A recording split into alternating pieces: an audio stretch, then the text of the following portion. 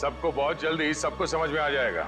निखिल, मयूर, घर की अच्छी तरह से तलाशी लो। यहाँ पे पार्टी में जितनी भी चीजें मौजूद है सबको उठा लो। जयंती सर, इस गन को फोरेंसिक लैब में भिजवा दो। रतन जी चलिए ब्यूरो चलते हैं। पापा ठीक तो है ना? पापा सर, बैलिस्टिक्स रिपोर्ट आ गई। इसमें साफ साफ लिखा है कि शेखर को जो गोली लगी थी वो रतन जी के गन से चली थी, और उस गन पे जो उंगलियों के निशान मिले थे वो भी रतन जी के ही थे।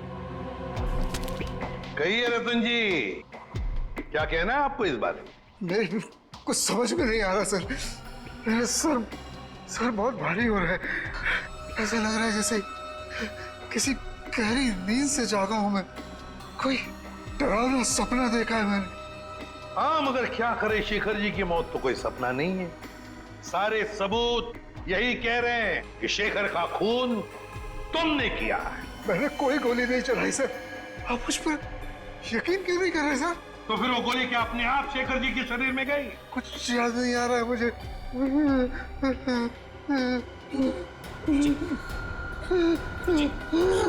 जी मैंने कहा था ना आपसे कि मेरे पापा दिल के मरीज हैं, मुझे टेंशन मत दीजिए। सर, मैं एम्बुलेंस को फोन करता हूँ। नहीं नहीं नहीं, अपनी गाड़ी में लेकर चलो, हॉस्पिटल में एडमिट करो जल्दी। चलिए। मैं भी चलती हूँ साथ में। नहीं, आप नहीं जाएंगी। उन्हें पहले एडमिट होने दो, बाद में मैं भी चलूंगा तुम्हारे साथ। प्लीज सर, मेरे पापा को छोड़ दीजिए। अगर तुम्हारे पापा ने कुछ भी नहीं किया है तो उन्हें कुछ नहीं होगा। अच्छा, एक बात बताओ, रतन जी का कोई झगड़ा वगड़ा था पहले से शेखर जी के साथ, या फिर कल पार्टी में कोई झगड़ा वगड़ा हुआ था? नहीं सर, वो तो पार्टी में बहुत एंजॉय कर रहे थे। अच्छा, क्या तुम्हारे पापा के बर्ताव में कुछ तुम्हें थोड़ा अजीब सा लगा? कभी आदमी कोई टेंशन में होता है या वैसे कुछ? हाँ सर, कोई झगड़ा तो नहीं हुआ था, लेकिन उनका मूड थोड़ा सा चिड़चिड़ा था, और वो शेखर अंकल को कुछ कह भी रहे थे। तुमने काम सही से नहीं किया, वो वापस आ गया। वो वापस आ गया? ये कौन? सर, नाम तो नहीं लिया था। अच्छा, ये बातचीत कब हुई थी दोनों के बीच? कल हुई थी, एनजीओ से लौटने के बाद। एनजीओ? कौन सा एनजीओ है ये? मेरी बड़ी बहन सानिया की मौत के बाद पापा ने एक एनजीओ खोला था, जहाँ पे हम गरीब लोगों को रोटी, कपड़ा और रहने के लिए छत देते हैं। कहाँ है ये एनजीओ? नमस्कार साहेब, मी कपिल, यहाँ एनजीओचा मॅनेजर आहे। आप ये बताएंगे कि इस एनजीओ में आप कब से काम कर रहे हैं? पहले दिन से, जब रतन जी ने सानिया मैडम की याद में इस एनजीओ की स्थापना की थी। फिर तो आप काफी करीब से जानते होंगे शेखर जी और रतन जी को। हाँ जी, एनजीओ में काम करने वाले सभी लोगों को अपना परिवार का सदस्य मानते थे। हमेशा आकर हमसे हमारे सुख दुख के बारे में पूछते थे और अपने सुख दुख बांटते भी थे। ये तो बहुत अच्छी बात है। फिर तो आप ये भी जानते होंगे कि शेखर जी और रतन जी के बीच में किस बात को लेकर टेंशन चल रही थी? नहीं साहेब, ऐसा कहीं ना थे। वो दोनों बिजनेस पार्टनर कम और भाई समान ज्यादा थे। भाई समान थे? तो फिर रतन जी ने शेखर जी का खून क्यों कर दिया? जरा दिमाग पे जोर डालिए और सोच के बताइए कि शेखर जी और रतन जी के बीच में कुछ झगड़ा हुआ था या कुछ बहस हुई थी? ऐसा कई झाले नव्हते। लेकिन रतन जी की बेटी बता रही थी कि रतन जी और शेखर जी आपस में कुछ बातें कर रहे थे कि कोई आया है। कौन वापस आया है, कुछ पता है आपको? हाँ, वो ये दोनों यहाँ बात कर रहे थे इसके बारे में, जब मैंने उस अजीब घटना के बारे में बताया उन्हें। अजीब घटना? कैसी अजीब घटना? कुछ दिन पहले एक आदमी ने मुझे फोन किया था, कहा शेखर जी और रतन जी ने उसे काम पे रखा है, और उसने अपना अपॉइंटमेंट लेटर मेल किया कंपनी के लेटरहेड पे, प्लीज चेक कर लीजिए। दूसरे दिन से वो काम पे आने लगा और सब फाइलें वगैरह चेक करने लगा। कौन सी फाइलें चेक कर रहा था? सारी फाइलें, टैक्स की फाइलें, अकाउंट्स की फाइलें, और हाँ, रतन जी और शेखर जी के जिंदगी के बारे में काफी सवाल पूछे। फिर क्या, बस लंच ब्रेक में खाना खाने के बहाने बाहर चला गया और वापस ही नहीं आया। जब भी मैंने इस घटना के बारे में दोनों बॉसेस को बोला तो उन्होंने कहा कि हमने किसी को काम पे रखा ही नहीं है। इतनी मेहनत करके आया था पूछताछ करने के लिए, जरूर इस जुर्म में उसका हाथ है। शेखर जी ने रतन जी को कहा कि वो वापस आ गया है, तुमने अपना काम बरोबर किया नहीं है। इस आदमी का चेहरा तो देखा था ना आपने, हमारे लिए स्केच बनवाई। साहिब, दरअसल बात यह है कि उस दिन मैं अपना चश्मा घर में भुलाया था, और चश्मे के बगैर मुझे तो कुछ दिखता ही नहीं है। सामने कुर्सी पड़ी की गाड़ी पड़ी, मेरे को वो भी नहीं दिखता। सो एक बात तो तय है ये जरूर इन दोनों के अतीत से जुड़ा हुआ ही कोई आदमी है। एग्जैक्टली। इसीलिए तो बड़ी आसानी से इस अनजान आदमी को उन्होंने पहचान लिया। इस नए मोहरे से जल्द मिलना होगा। सर, हाँ, पता चला एनजीओ से किसका फोन था जिसकी वजह से इन दोनों के बीच में अनबन हो गई? सर, एनजीओ वालों को उसका नाम तो नहीं मालूम, लेकिन उनका कहना था कि कोई आदमी आया था, अनजान आदमी, जो काफी सवाल जवाब कर रहा था वहां। ये आदमी जरूर रतन ने जो अपने बेटी सानिया के नाम पे एनजीओ चलाया उसी से संबंधित है। रतन और शेखर दोनों इस आदमी के बारे में जानते थे और इसीलिए इन दोनों के बीच में बहस हो गई। सर, कहीं ये जो भी चीजें हो रही हैं, इन सबका संबंध सानिया की मौत से तो नहीं? नीता, बेटा एक बात बताओ, तुम्हारी बहन की मौत कैसे हुई? दीदी ने आत्महत्या की थी। क्यों? मालूम नहीं। मालूम नहीं मतलब? मैं उस वक्त हॉस्टल में थी। घर पे क्या हो रहा है क्या नहीं, सबसे अनजान। अच्छा, जब आपकी बहन ने आत्महत्या की तो उस वक्त क्या आप हॉस्टल में थी? उस वक्त तो मैं घर पे थी, छुट्टियां मनाने के लिए आई थी। मुझे आज भी वो दिन याद है जब मैं और पापा मॉल से शॉपिंग कर आई और जैसे ही पापा ने दरवाजा खोला। सानिया बेटा, सानिया, सानिया! नीता, क्या तुमने अपने पापा से पूछा नहीं, जानने की कोशिश नहीं की कि क्यों तुम्हारी बहन सानिया ने ऐसा कदम उठाया? पूछा था सर, बहुत बार, लेकिन पापा हमेशा यही कहते थे कि तुम्हें इस बारे में जानने की जरूरत नहीं, और वो रोने लगते थे। इसलिए मैंने इस बारे में कभी उनसे बात नहीं की। हम मगर किसी को तो पता होगा ना क्या तकलीफ थी सानिया को, कोई खास दोस्त न कोई तो। आया जी थी, वो हमेशा उनके साथ रहती थी। उसकी जिंदगी के पहले दिन से लेके आखिरी दिन तक वो हमेशा दीदी के साथ रही है। जी, ये आया रहती कहाँ है? उसी चौल में जहाँ मैं रिसर्च कर रही हूँ। अभी भी पापा उनकी तो उनको हर महीने बराबर पहुँचा देते। क्या चल रहा है तुम्हारा? अभी तक गिनती चालू है? आई एम सॉरी सर, पता नहीं क्यों मगर मुझे एक चश्मा कम लग रहा है। एक चश्मा कम लग रहा है मतलब? सर, पार्टी में 20 लोग आए थे। हाँ। मैं कम से कम 5 बार गिन चुका हूँ, हर बार 19 चश्मे बता रहे। तो फिर एक चश्मा कहाँ गया? पता नहीं सर। जी बिल्कुल सही कह रहे हैं, जो चश्मा मेरे पापा ने पहना था वो तो इसमें है ही नहीं। पापा का चश्मा कहाँ गया? सर, हो सकता है जब पापा बेहोश हुए हो तो कोई लेकर चला गया हो। कमाल है सर, पार्टी में खून हो जाता है मगर फिर भी किसी को चश्मा चुराने की सूझी। एक बात और सर, बिल्कुल उसी तरह का चश्मा मेरे बॉडीगार्ड ने भी पहना था जब वो चौल की छत से कूदकर खुदकुशी करने वाला था। एक मिनट, तुम्हें कैसे पता चला कि वो वही चश्मा था जो तुम्हारे पापा ने पहना था? क्योंकि मैंने उसे पहले भी देखा है। वो कभी चश्मा नहीं पहनता, लेकिन उसने चौल की छत से जब वो कूद रहा था तो उसने उसी तरह का चश्मा पहना था। वो चश्मा ही मनूस है। सर, इस चश्मे का खून के साथ क्या कनेक्शन हो सकता है? सचिन, कोई ना कोई कनेक्शन तो जरूर है। कुछ ना कुछ तो गड़बड़ है, कुछ ना कुछ तो गड़बड़ है इस चश्मे को लेकर। क्या नीता, क्या हमारे लिए तुम्हारे पिताजी के गॉगल का जो डिजाइन है वो बनवा सकती हो हमारे स्केच आर्टिस्ट से? जरूर सर। उन दोनों को कनेक्ट कर दो।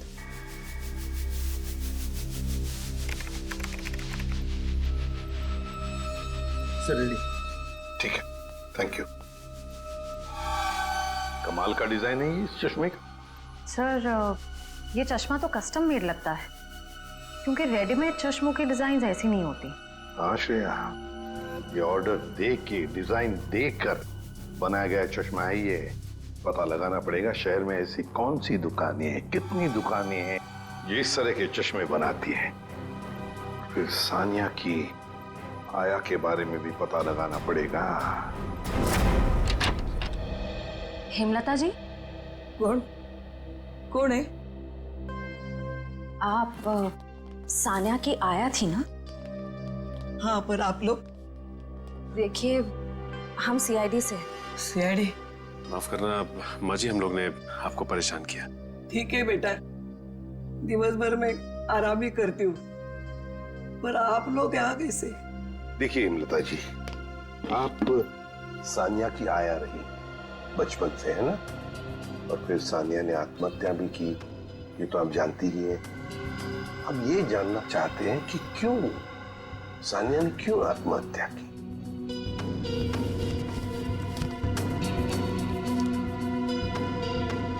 बहुत दिनों बाद इन बूढ़ी आंखों को आप लोगों ने नम कर दिया। हम आपका दुख समझते हैं। मैं हूँ जिम्मेदार, मैं हूँ। या तो रतन जी को मैंने मनाना चाहिए था उस रिश्ते के लिए, वरना सानिया को मजबूर करना चाहिए था वो लड़के को भूलने के लिए। लड़का? कौन लड़का? जिससे वो प्यार करती थी। प्यार करती थी? अच्छा, तो फिर हुआ क्या? वही अमीर गरीब लड़का, गरीब था ना। एक दिन अचानक वो लड़का कहीं दूर चला गया। महीनों इंतजार करती रही सानिया, न खाती थी न पीती थी। वो अपने बंद कमरे में रोती रहती थी। वो लड़का कौन है, कहाँ रहता है, क्या उसका कोई टेलीफोन नंबर वगैरह है आपके पास? नहीं, सानिया ने कभी उसका नाम या पता नहीं बताया अभी। चल ठीक है, कोई बात नहीं। सॉरी, हमने आपको बहुत तकलीफ दी। आराम कीजिए। Thank you. सर, सोच रही हूँ दया सर के लिए एक चश्मा ले लूं। दया का बर्थडे आने वाला है क्या? नहीं सर, वो हमेशा ना मुझसे उखड़े उखड़े रहते हैं, इसीलिए। अच्छा, गिफ्ट देके उनको खुश करना चाहती हो? नहीं सर, उन पे बहुत अच्छा लगेगा, इसलिए।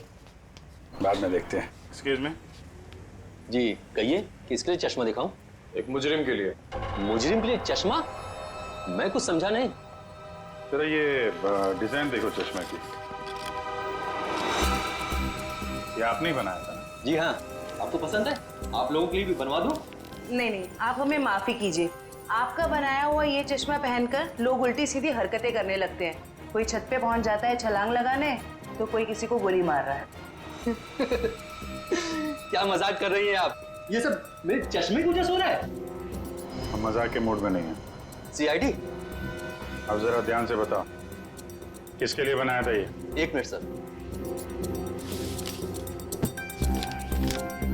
सर, ये कोई अभिषेक नाम का आदमी था।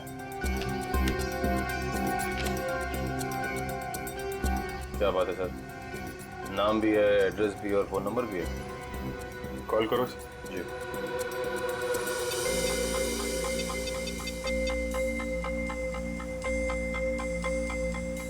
सर, नंबर गलत है। गलत? लगता है एड्रेस भी गलत है। दिल दरिया कॉलोनी। दिल दरिया कॉलोनी कभी सुना है आपने? कहीं कहाँ पे है मुंबई में? सॉरी सर, मैंने एड्रेस ठीक से देखा नहीं था। आंखों का बिजनेस करते हो तुम? आदमी को तो देखा होगा ठीक से। दरअसल सर, मैं उस वक्त दुकान पर नहीं था। मेरा कारीगर जगनलाल था, उसने ही अभिषेक को देखा था। बुलाइए जरा ये जगनलाल जी को। जगनलाल जी साहब, ये लोग सीआईडी से हैं। जरा इन्हें बताओ, ये खास डिजाइन वाला चश्मा किसने बनवाया था? साहब, वो बड़ा ही अजीब आदमी था। बड़ी सी टोपी पहन रखी थी, आंखों पर काला चश्मा लगाया था, और ना जाने कितने दिनों से उसने दाढ़ी नहीं की थी। काफी लंबी दाढ़ी थी उसकी। ओह, नाम और एड्रेस की तरह हुलिया भी नकली। कुछ और याद आता है इस आदमी के बारे में? हाँ सर, अक्सर जो लोग चश्मा बनाते हैं ना, वो सामान हमारे दुकान से ही लेते हैं, लेकिन वो खुद अपना सामान लेके आया था। फ्रेम, कांच और एक अजीब सी छोटी सी चीज उसने लगाई थी चश्मे में। छोटी सी चीज? अच्छा, उस चीज के बारे में कुछ बता सकते हैं आप? अपने मोबाइल का सिम कार्ड होता है ना, उससे भी छोटी चीज थी। और साहब, चश्मा बनने के बाद उसने मुझे पहनने भी नहीं दिया। मुझे फिटिंग चेक करवानी थी तो बोला चश्मा गंदा हो जाएगा। ये भी कोई बात हुई? कोई बात नहीं। आप जरा ये मेरा कार्ड रखिए। अगर वो आदमी दोबारा आए या दिखाई पड़े तो मुझे फोन करना, और उसको नहीं बताएंगे, इतना तो समझते हैं ना आप? समझ गए सर। सर, हाँ, ये रोहन और मीशा है। ये सानिया के बड़े अच्छे दोस्त थे। घबराओ मत। देखो, हमने तुम्हें यहाँ कुछ सवाल पूछने के लिए बुलाया है। कैसे सवाल सर? सानिया के बारे में। क्या तुम लोगों को पता है सानिया ने ऐसा क्यों किया, क्यों आत्महत्या की? पता नहीं सर, अगर उसे कोई प्रॉब्लम होती तो हम जरूर उसकी मदद करते, लेकिन ऐसा कुछ नहीं था सर। एक बात बताओ, क्या सानिया का कोई बॉयफ्रेंड वगैरह था? कोई लड़का था उसकी जिंदगी में? हाँ सर, एक लड़का तो था, मगर उसने कभी हमें उससे मिलवाया नहीं। क्यों? पता नहीं सर, वो बोली सब कुछ ठीक हो जाने के बाद सबको बताएगी। बहुत सीरियस थी उसको लेकर, शादी करना चाहती थी उससे। अच्छा, क्या नाम क्या था उस लड़के का? नहीं सर, उसके बारे में कुछ भी नहीं बताया था। पर हाँ सर, वो कॉलेज खत्म होने के बाद मंगलावाड़ी चौल जाती थी। एक दो बार तो मैंने खुद उसे वहाँ पे छोड़ा था। वहाँ पे एक लड़का बाइक पे हेलमेट पहने उसका इंतजार किया करता था। मंगलावाड़ी, चलो थैंक यू वेरी मच, तुम दोनों जा सकते हो। मंगलावाड़ी चाल सर, नीता तो वहीं पे रिसर्च करती थी। और उसकी बहन सानिया, नीता की बहन सानिया जिस लड़के से मिलने जाती थी वो मंगलावाड़ी चाल में ही रहता है। मंगलावाड़ी चाल में, कुछ समझ गए? समझ गया सर। मतलब ये नीता उस लड़के को जानती है, मगर जानबूझ के हमसे छुपा रही है। हाँ, मंगलावाड़ी चाल। इस लड़की को देखिए, क्या आप में से कोई भी इसे जानता है, कभी देखा है? हाँ, ये अक्सर हमारे चौल में आया करती थी उस लड़के से मिलने। कौन सा लड़का? मनोज नाम था उसका, इसी चाल में रहता था वो। रहता था मतलब अब नहीं रहता? वो दरअसल कुछ साल पहले उसे सजा हो गई थी। अब तक तो सजा पूरी भी हो गई होगी, पर वो वापस लौटा नहीं। क्या क्या किया था उसने? सर पक्के से तो पता नहीं, पुलिस कह रही थी चोरी चकारी का इल्जाम है उस पर। मनोज, चल, thank you very much. Sir, जिस मनोज की आप बात कर रहे हैं उसका तो सर कोई भी पुलिस रिकॉर्ड नहीं है। सुमी जी, ये कैसे हो सकता है जबकि मंगलावाड़ी चाल में रहने वाले लोगों ने हमें बताया कि 5 साल पहले मनोज को उसी चाल में से गिरफ्तार किया था। सर, सारी फाइलें आपके सामने रखी हुई हैं। 5 साल के सारे रिकॉर्ड आप देख चुके हैं, मगर कहीं भी इस नाम का कोई शख्स नहीं है। हो सकता है मनोज की फाइल गुम हो गई। ऐसा कैसे हो सकता है सर? क्यों नहीं हो सकता? तो फिर मनोज की फाइल मिल क्यों नहीं रही है? हो सकता है सर आपको कोई गलत इंफॉर्मेशन मिल गई हो, या फिर इस नाम का कोई शख्स हो ही ना, या फिर चौल वालों ने आपसे झूठ बोल दिया। होने को तो ये भी हो सकता है कि मनोज की फाइल यहां से जानबूझकर गायब की गई।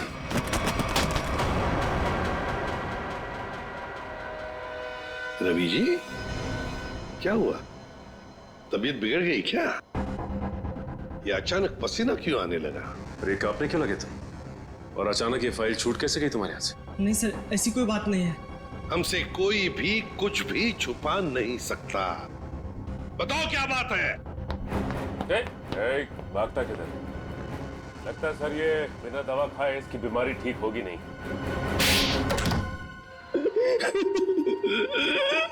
सर मुझे माफ कर दीजिए, मेरे पैसों के कारण मनोज की फाइल जला दी। शर्म आनी चाहिए तुम्हें। पैसों की लालच में तुमने मुजरिम की मदद की, और तो और अपने नौकरी से गद्दारी की, अपने देश से भी गद्दारी की तुमने। कौन से जेल में है मनोज? सर, तिलक नगर जेल में था। 7 साल की सजा थी उसे। अच्छे व्यवहार के कारण 4 साल में उसे रिहा कर दिया गया। सर, अगर वो अच्छे बर्ताव के लिए रिहा हो ही रहा था तो फिर रिकॉर्ड नष्ट करने के लिए उसे घूस देने की क्या जरूरत थी? सचिन, शेखर और रतन, इन दोनों के बीच में जो बहस हुई थी उसमें शेखर बोल रहा था कि वो वापस आया है, तो फिर जरूर वो मनोज के बारे में बात हो रही थी। सर, उस चश्मे वाले का फोन। हाँ सर, मैं जगन्नाथ चश्मे वाला। सर, अभिजीत सर का फोन नहीं लग रहा था, इसलिए मैंने आपको फोन किया। हाँ बोलिए। सर, वो आदमी फिर आया था चश्मा बनाने। अब इस वक्त कहाँ है वो आदमी? सर, वो जाते वक्त फोन पे बात कर रहा था, कह रहा था कि किसी विद्युत नगर जा रहा है, सेक्टर 5। विद्युत नगर? नीता भी तो विद्युत नगर में रहती है। माय गॉड, मतलब नीता की जान को खतरा है। हाँ एसीपी सर, हम नीता के घर पहुंच गए हैं।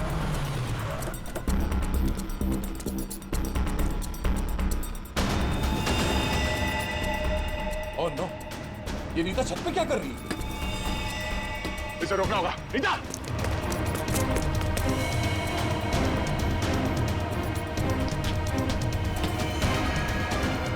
नीता!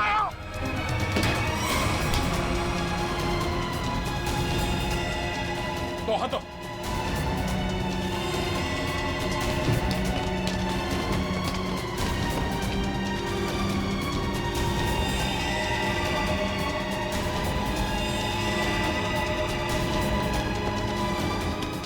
पकड़ो। आ जाओ। मयूर चश्मा। ये क्या कर रही थी तुम? अपनी जान क्यों दे रही थी? जान दे रही थी? मैं क्यों अपनी जान दूंगी? तुम छत पे क्या करने आई थी? छत पे? मैं छत पे क्या कर रही हूँ? मुझे कुछ याद नहीं आ रहा। मैंने वो चश्मा पहना था और पता नहीं, मेरा सर दर्द हो रहा है। सर, इस केस में ये क्या हो रहा है? लोग अचानक खुदकुशी करने चले आते हैं। सारे हादसों में एक चीज कॉमन है, ये चश्मा। ये चश्मा पहनने से पहले क्या हुआ था वो तो याद है ना तुम्हें? हाँ सर। नीता, मुझे पता है तुम पर क्या बीत रही होगी, लेकिन तुम चिंता मत करो, सब ठीक हो जाएगा। काकी, ये क्या है? ऐसी हालत में मुझे ये गिफ्ट तुम्हें देते हुए बहुत अजीब लग रहा। गिफ्ट? हाँ, तुम्हारा बर्थडे था ना, तो हमारे चौल के बच्चों ने अपने हाथों से बड़े प्यार से तुम्हारे लिए गिफ्ट बनाया।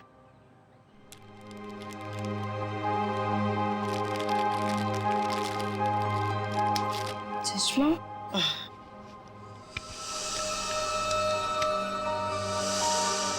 ये सविता जी कौन? सविता जी मंगलवाड़ी चौल में रहती हैं, बड़ी नेक औरत है। ये कितनी नेक औरत है ये तो उनसे मिलने के बाद ही पता चलेगा। अरे अरे अरे अरे सविता जी, लगता है हम लोग गलत वक्त पर आ गए। कहीं जा रही थी आप? हाँ, वो कुछ जरूरी काम आ गया था, इसलिए मैं कलकत्ता जा रही हूँ। लेकिन क्या करें, अब तो आप कलकत्ता जा नहीं पाओगी। क्यों नहीं जा पाऊंगी? वो क्या है ना कि मुजरिमों को यहाँ खुले घूमने की आजादी नहीं। मुजरिम? कौन मुजरिम? शराफत का नकाब उतार। नीता ने हमें सब कुछ बता दिया है। मेरे को कुछ काम है, मैं अब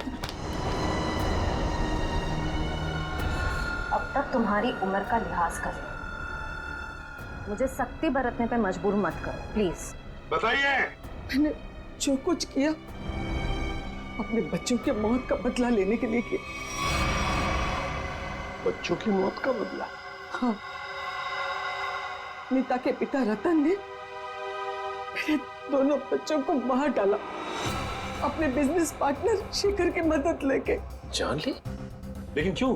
क्योंकि उसको गलतफहमी हो गई थी कि मेरा बेटा तनुज वही लड़का है जिसे उसकी बेटी सानिया प्यार करती थी।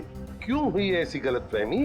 क्योंकि एक दिन तनुज सानिया को घर छोड़ने गया था, तो रतन ने देख लिया और वो गलत समझ बैठा। फिर शेखर ने गुंडे भेजे इधर मेरे घर पे, मेरे दोनों बच्चे तनुज और कशिश को मार डाला। मैं उस टाइम पे घर पे नहीं थी, इसलिए जिंदा बच गए। पर नीता ने क्या बिगाड़ा था तुम्हारा? उसे क्यों सजा दी तुमने?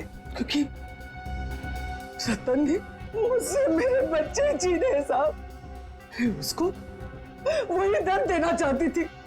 मनोज कहाँ पर है? मनोज? कौन कौन मनोज? वही मनोज जिसने तुम्हें बदला लेने में मदद की थी।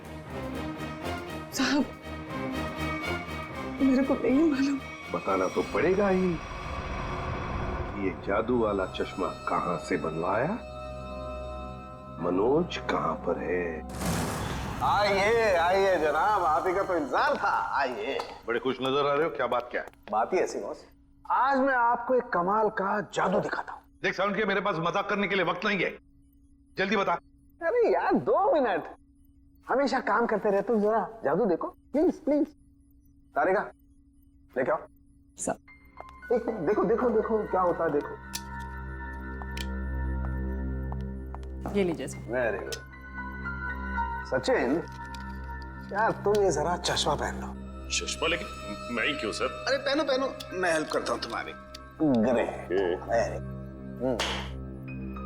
अब सचिन, जरा ध्यान से देखो और बताओ कि ये चश्मा वहां से ला करके किसने दिया? अरे सर कैसी बात करते हैं? तारिका ने। नहीं सचिन, कौन से देखो, ये चश्मा वहां से उठा करके तारिका नहीं, श्रेया लेकर के आई। मैं? अरे सर कैसी बात कर रहे हैं आप? आपके सामने जो खड़ी है वो तारिका है और जो यहाँ खड़ी है वो श्रेया है। सचिन, जरा गौर से देखो और फिर बताओ, तुम्हारे सामने जो खड़ी है वो तारिका नहीं है, वो श्रेया है। सचिन। हाँ सर, मेरे सामने जो खड़ी है वो श्रेया है।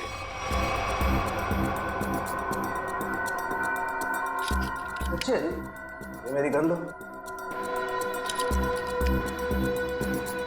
और तुम्हें इस गन के साथ क्या करना है सचिन, तुम जानते हो ना? हाँ सर, मुझे अच्छी तरह से मालूम है कि इस गन के साथ क्या करना है। सड़के कुछ नहीं होगा। सड़के ऐसी मजाक मत कर। Please believe me. हाँ सचिन, तो पता है ना तुम्हें क्या करना है इस गन से? हाँ सर, पता है।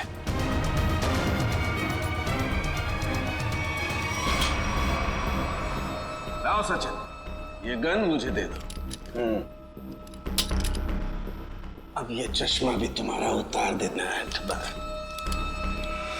बैठ जा, बैठ जा। हो क्या रहा है? सर भारी हो रहा। सचिन, अभी अभी आपने मुझे मारने की कोशिश की, मुझ पर गोली भी चलाई, वो तो गन खाली थी इसलिए। तारिका, ये तुम क्या कह रही हो? मैं तुम्हें मारने की कोशिश क्यों करूंगा? मैं तुम्हें गोली क्यों चलाऊंगा? रिलैक्स रिलैक्स, मैं बताता। बस ये बहुत ही स्पेशल चश्मा है। इस चश्मे में एक डिवाइस लगी हुई, एक ऐसा यंत्र जिसकी वजह से जो इंसान इस चश्मे को पहनता है वो सम्मोहित हो जाएगा, hypnotize। और ये नैनो डिवाइस है जो वॉइस रिकॉर्ड करता रहता है, तो जिस इंसान ने चश्मा पहना है उससे ये बताता रहता है कि उसे एग्जैक्टली करना क्या है। आपने जो मुझ पर गोली चलाई वो भी इसी डिवाइस की वजह से। इसलिए वो आवाज आ रही थी। लेकिन ये आवाज हमें सुनाई क्यों नहीं दी? वो इसलिए क्योंकि वो आवाज बहुत ही ज्यादा धीमी है। बॉस, वो आवाज इतनी कम है कि बाजू में खड़ा इंसान भी वो आवाज सुन नहीं सकता है।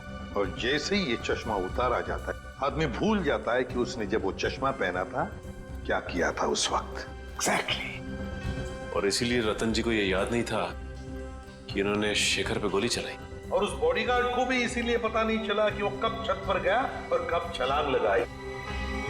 ये सारा इस मनोज का किया हुआ कर्म है।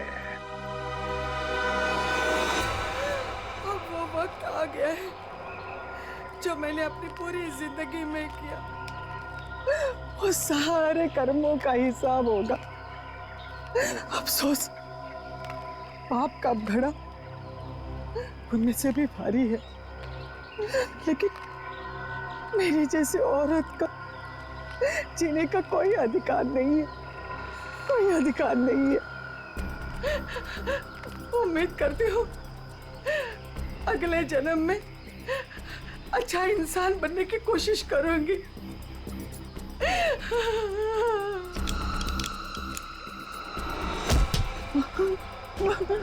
ये क्या कर रही है?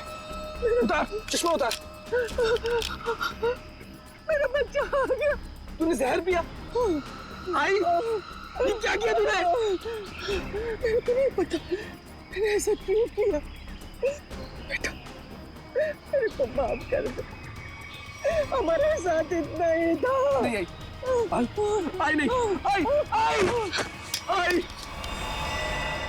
जिस किसी ने भी तेरे साथ ऐसा किया है माँ, तेरी कसम, उसे छोड़ूंगा नहीं मैं। अब पता चला किसी अपनों पर वो मौत का चश्मा लगाने के बाद कैसे लगता है। चलो अब तुम्हारे आंखों पे कानून का चश्मा चढ़ाते हैं। कहाँ भाग रहे हो? रुक, सचिन उधर से पीछे जाओ उसके।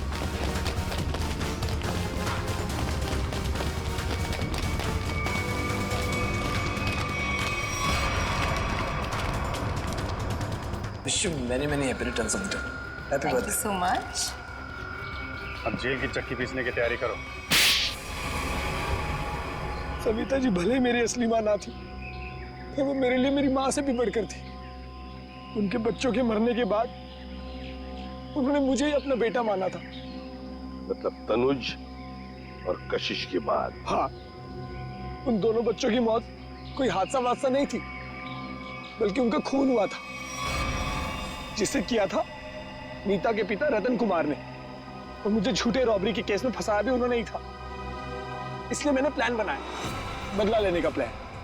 और रतन की कंपनी में ही नौकरी कर ली, लेकिन रतन ने तुम्हें पहचाना नहीं? रतन और शेखर ने मुझे नहीं पहचाना, क्योंकि उन्होंने मुझे कभी देखा ही नहीं था। और इसी बात का मैंने फायदा उठाया, और जेल से छूटने के बाद ना ही मैंने सविता माँ के बच्चों का बदला लिया, बल्कि अपनी सान्या, जिसे मैं इतना प्यार करता था, उसकी भी मौत का मैंने बदला लिया। हमारे पास चले आते, हम तुम्हें न्याय दिलाते। कानून पर से तो विश्वास ही उठ गया था मेरा, इसलिए मैंने खुद ही न्याय करने की सोची। नीता से दोस्ती की, फिर उसे मार दिया। सान्या से प्यार करते थे तुम, इसे प्यार कहते हो? उसकी बहन की जान लेने चले थे तुम। वो तो अच्छा हुआ हम लोग इस वक्त पे पहुंच गए और उसे बचा लिया। क्या नीता जिंदा है? हाँ जिंदा है। बहुत कोशिश की ना तुमने उसे मारवाने की। उसके बॉडीगार्ड को भी वो चश्मा पहना दिया ताकि वो आत्महत्या कर ले, मगर नहीं, तुम्हारा प्लान वैसे ही फेल हो गया। हाँ, मगर रतन का प्लान फेल नहीं हुआ।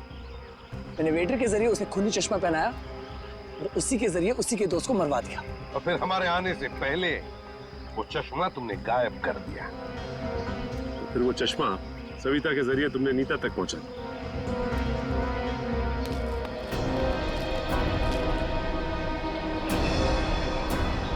माँ, तू जिंदा है? मैं जिंदा हूँ। मेरे को माफ कर दो मनोज बेटा, ये सब कुछ मुझे सीआईडी को बताना पड़ा। इन्होंने जो कुछ भी किया हमारे कहने पे किया। अपना बदला पूरा करने के लिए तुमने बहुत नाटक किया, और तुम्हारी असलियत सामने लाने के लिए हमने भी एक छोटा सा नाटक किया। क्या मिला तुम्हें?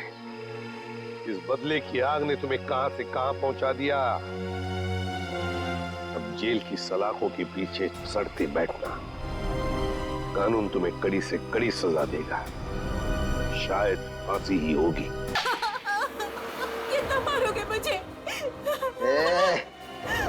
एक बार बोला ना पैसा दे, एक बात में बार बार नहीं दोहराता। पैसा पेड़ पे नहीं उगता। लोगों के घर में झाड़ू बर्तन पोछा करके ही पैसे कमाए हैं मैंने। ऐसे दारू में उड़ाने नहीं दूंगी। अपने पति से जवान लड़ाती है, जवान लड़ाती है। काकी, हाँ? अब आपके घुटनों में दर्द तो नहीं है ना? हाँ बेटा, तूने जो घुटनों के लिए दवा दिया था ना, उससे मेरा घुटना बिल्कुल ठीक हो गया। नमस्कार। नमस्कार, कैसे है? बस ठीक है। हाँ, बड़ी बड़ी बड़ी। ये नीता जी है। नमस्कार। ये इस चौल में रहते हैं। हाँ, आइए। हमारे चावल के लोग ना बहुत अच्छे हैं, बहुत सपोर्ट करते हैं एक दूसरे को। हाँ, अपने पति से जवान लड़ाती है, जवान लड़ाती है। ये सुनील और रेखा का फिर से किचकिच शुरू हो गया लगता है। अरे अगर मेरे को दोबारा पैसा लेने से रोका ना, तो मुझसे बुरा कोई नहीं होएगा। तुझसे बुरा और हो भी कौन सकता है? कहा ना मैंने कि मैं पैसे नहीं दूंगी। जवान लड़ाती है, आज तेरे को सबक सिखा के रहेगा मैं। ए सुनील, खबरदार जो उस पे हाथ उठाया तो। देख सविताई, ये मेरा और मेरे बाइकों का पर्सनल मामला है, बीच में कुछ नहीं बोलने का। इसको तो मैं। ये तुम्हारा अकेले का मामला नहीं है, सगा साहिल से मामला है। यहाँ हाँ, अगर दोबारा गुटखा को तुमने धमकी दी तो तुझे चाल के बाहर उठा के फेंक दूंगा मैं। हाँ, खबरदार, जो किसी ने मेरे मर्द को धमकी दी, वो जैसा भी है मेरा पति है, और इसे कोई भला बुरा नहीं कह सकता। सुना तुमने? तुम्हारे इतने जुल्म बर्दाश्त करने के बावजूद भी ये अपना पत्नी धर्म निभा रही। क्या तुम एक पति होने का कर्तव्य पूरा कर पा रहे हो? देख, अगली बार ना तूने इस पे हाथ भी उठाया या उंगली भी उठाई ना तो तेरे को मैं जेल में भिजवा दूंगी, समझा? गलती हो गई, गलती हो गई। चल जा अभी। माफी हमसे नहीं, अपनी पत्नी से मांगो। अरे बस जाने दो, चलो नहा लो, मुझे भी काम के लिए निकलना है। चलिए अच्छा है, सुनील को अकल आ गई आज। सुनील को तो सबक मिल गया, लेकिन इन दोनों का झगड़ा देखकर ना मेरे को मेरे पुराने दिन याद आ गए। आपके पति भी? हाँ, बहुत शराब पीता था, हर वक्त नशे में रहता था, और जब नशे में नहीं रहता था ना तो इसी तरह जबरदस्ती मेरे से पैसा मांगता था। और आप पैसे दे देती थी?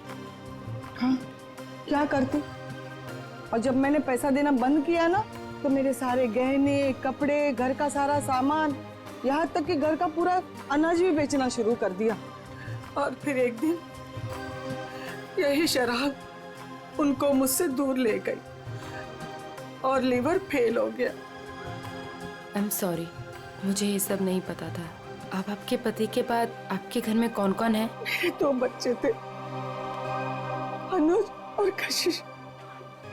भगवान भी इतना निर्दयी है ना, एक एक्सीडेंट में मेरे 2 बच्चों को मुझसे छीन लिया। मैं समझ सकती हूँ कि अपने को खोने का गम क्या होता है। हौसला रखिए, आने वाले दिन खुशियाँ ही खुशियाँ लेकर आएंगे। कल की इसी उम्मीद पे तो मैंने ये एनजीओ की स्थापना की थी, और चाल के सारे परिवार वालों को मैंने अपना परिवार माना। काकी, आप बहुत ही नेक काम कर रही हैं। अच्छा अभी रहने दे, ज्यादा तारीफ मत कर मेरी। हाँ चल अंदर चल, मैं तेरे को ना गरम गरम चाय पिलाती हूँ। हाँ? अरे नहीं काकी, मुझे ना लेट हो रहा है और आज ही मुझे कॉलेज भी जाना है अपने थीसिस का फॉर्म भरने। तो हम शाम को मिलते हैं चाय पे? पक्का ना? संभल के जाना। आज तो बहुत लेट हो गई।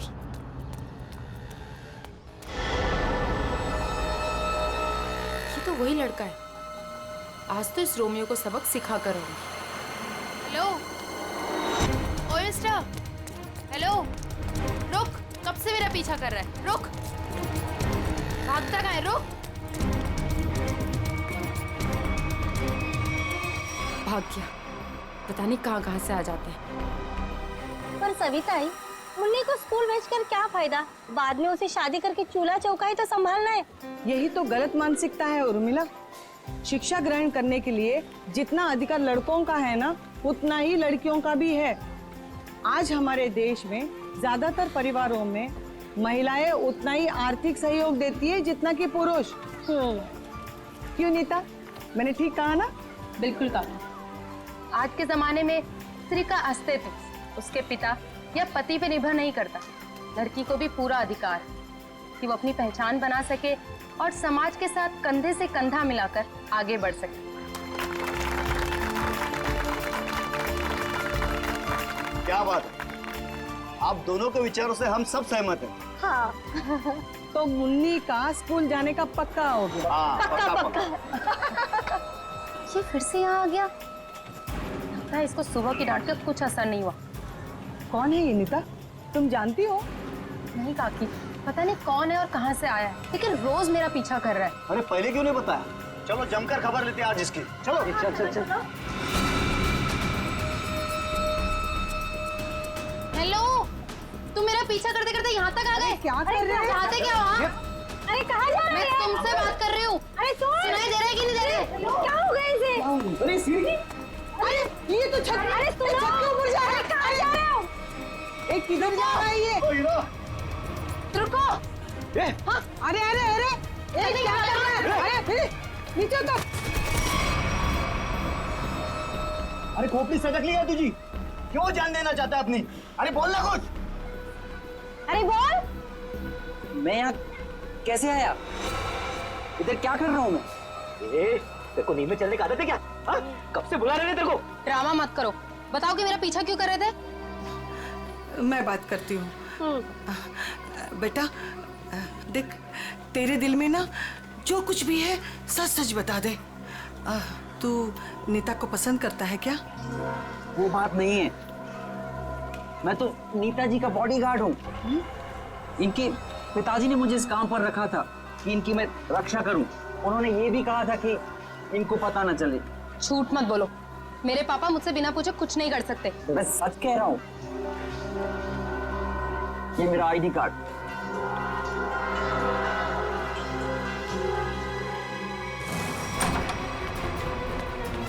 अरे नीता बिटिया, अरे अभी हम तुम्हारे बारे में ही बात कर रहे थे। नमस्ते। नमस्ते बेटा। क्या बात है बेटा, अंकल से नमस्ते और पापा से हेलो हाय कुछ भी नहीं? मैं आपसे बहुत नाराज हूँ। ऐसा मैंने क्या कर दिया? आप जानते हैं ना कि मैं मंगलावाड़ी चौल में अपनी रिसर्च कर रही हूँ। मुझे उन लोगों के रहन सहन, उनका गुजर बसर वो सब जानना है, इसलिए तो मुझे उनके बीच में रहना पड़ रहा है। हाँ बेटा, तो मैंने आपको अनुमति दे तो दी थी ना चौल में रहने की। अनुमति दी वो ठीक है, लेकिन वो बॉडीगार्ड वो मेरे पीछे क्यों आ जाता है बार बार? देखो बेटा, मैंने बॉडीगार्ड इसलिए रखा था कि मैं चैन की नींद सो सकूं और मुझे यकीन रहे कि मेरी बिटिया वहां पर सुरक्षित है। पापा, मैं कोई बच्ची थोड़ी हूँ, अपनी देखभाल कर सकती हूँ। शेखर अंकल, समझाइए ना पापा को। पापा के लिए तो तुम हमेशा बच्ची ही रहोगी। 50 साल की हो जाओगी ना तब भी।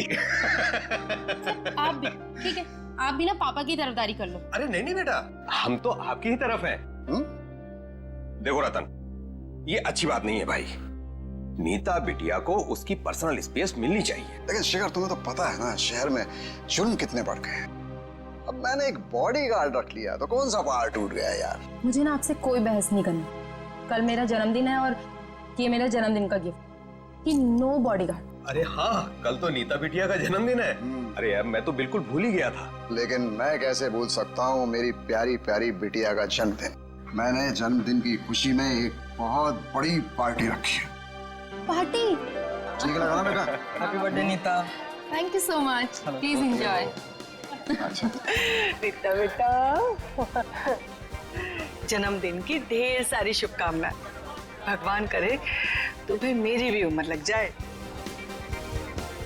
थैंक यू सो मच काकी। पापा, ये सविता काकी है, मैंने बताया था ना आपको इनके बारे में। हाँ, नमस्ते नमस्ते। हमारी बेटी आपकी बहुत तारीफ करती। आपकी बेटी भी बहुत बहुत अच्छी है। Thank you very much. ये है मेरे बिजनेस पार्टनर शेखर। नमस्ते। नमस्ते। आपसे भी मिलकर बहुत खुशी हुई। मुझे भी बहुत खुशी हुई आपसे मिलकर। Ankit, many happy returns of happy birthday. Thank you so much. अरे sir, looking handsome sir. Thank you. अच्छा सर, कल हमारे नए प्रोजेक्ट की मीटिंग फिक्स हुई है सुबह 10 बजे। 10 बजे? Okay, done. हेलो जी, ये मेरी बर्थडे पार्टी है, आपका ऑफिस नहीं, तो ये जो अपना काम है ना ऑफिस तक ही रखिए। सॉरी बेटा, सॉरी। आई एम सॉरी, आज काम की कोई बात नहीं हो गई, ठीक है। चलो अब केक काटें। पापा बस एक मिनट, छोटा सा सरप्राइज है। रामू, श्याम, जल्दी से सारे मेहमानों के चश्मे ले आओ। चश्मे? चश्मे? ये देखिए, रंग बिरंगे चश्मे। सो आज का थीम है गॉगल्स, तो ये सबको पहनने हैं। Okay guys? Very innovative idea.